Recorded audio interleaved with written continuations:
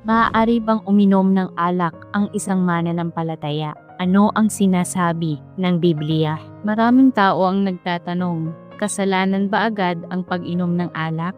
Pero ang mas mahalagang tanong ay sino ang may kontrol sa buhay natin? Ang ating mga kagustuhan o ang Diyos?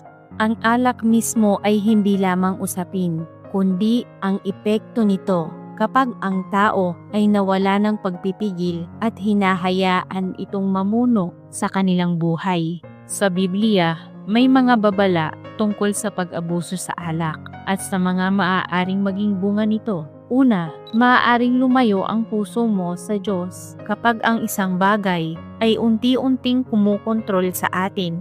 Maaari nitong bawasan ang ating oras sa panalangin at paghahanap sa Diyos. Huwag kayong magsipaglasing ng alak, kundi mga pupuspos ng espiritu. Ang tanong ay hindi lamang umiinom ba ako, kundi ano ang kumukontrol sa puso ko.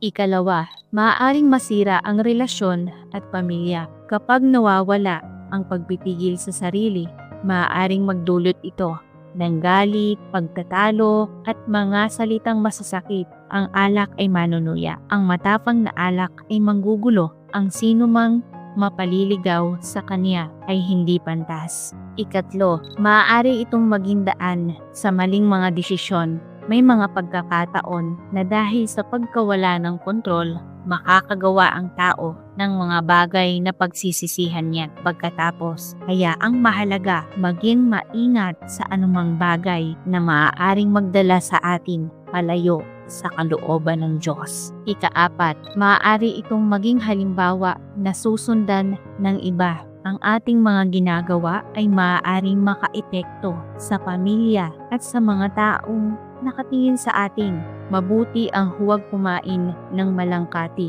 ni uminom ng alak, ni gumawa ng anuman na ikatitisod ng iyong kapatid. Ikalima, ang patuloy na pamumuhay sa kasalanan ng walang pagsisisi ay may kapalit. Hindi hinahanap ng Diyos ang mga perpektong tao, kundi ang pusong handang magbago at bumalik sa Kanya.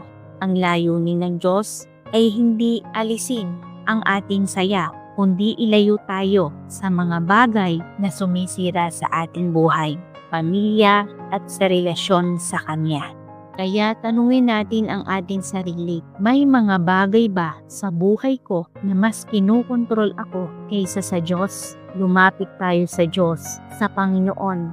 Humingi tayo ng Kanyang gabay at piliing mabuhay ayon sa Kanyang kalooban. Nais mo bang mas mapalalim ang iyong pagkaunawa sa salita ng Diyos? Maaari kang sumama sa aming fellowship at sama-sama tayong matuto.